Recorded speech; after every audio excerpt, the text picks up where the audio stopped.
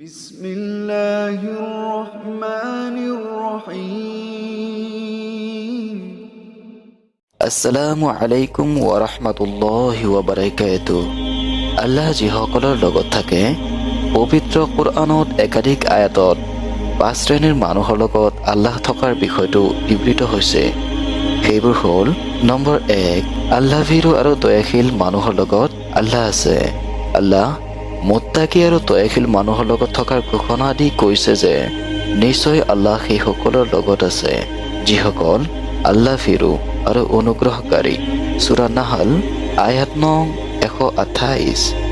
Number 2, আল্লাহৰ পথত আহ্বানকাৰীসকলৰ লগত আছে যিসকলে মানুহক আল্লাহৰ ফালে আহ্বান কৰে। আল্লাহ তাআলা সেইসকলৰ লগত থাকে।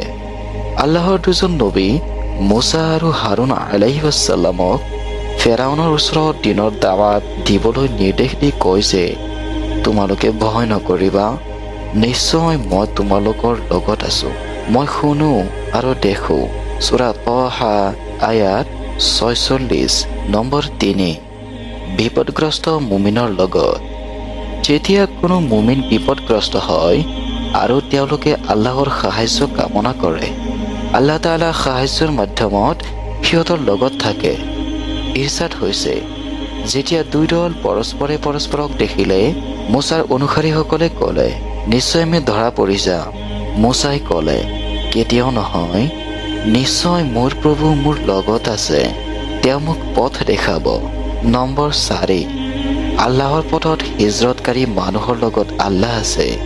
আল্লাহৰ নিৰ্দেশত যেতিয়া মহানবী মুহাম্মদ সাল্লাল্লাহু আলাইহি ওয়াসাল্লাম মদিনাৰ পৰা মক্কালৈ হিজৰত কৰিছিল, তেতিয়া হযৰত আবু বকৰ ৰাদিয়াল্লাহু তাআলা আনহু শত্ৰুৰ হাতত ধৰা পৰাৰ আশংকা প্ৰকাশ কৰে। সেই সময় সম্পৰ্কে ইৰছাদ হৈছে, যেতিয়া সিহঁতে গুহাত আছিল তেতিয়া সি তাৰ সঙ্গীক কৈছিল, বিষণ্ণ নহবা, আল্লাহ তাআলা আমাৰ লগত আছে। সূৰা তৌবা আয়াত 40। নম্বৰ 5, ধৈৰ্যশীল ব্যক্তিৰ লগত।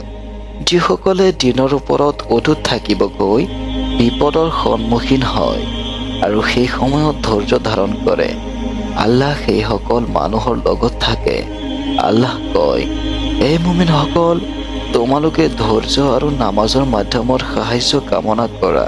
নিশ্চয় আল্লাহ ধৈৰ্যশীল সকলৰ লগত আছে।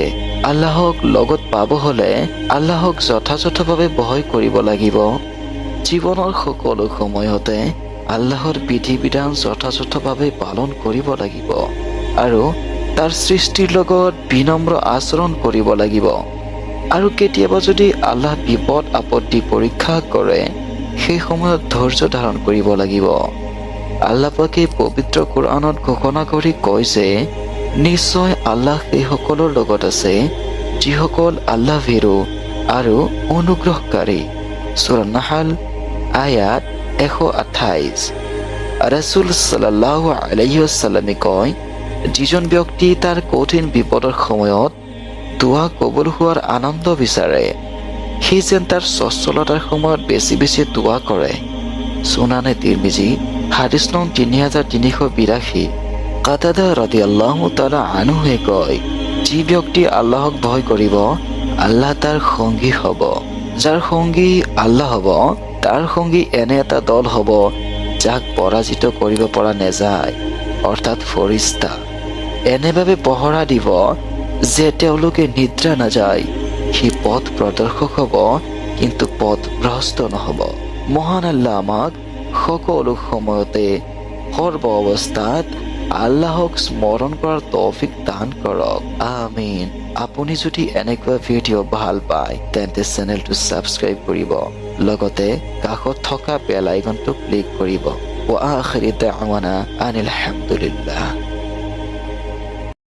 জাযাকাল্লাহ।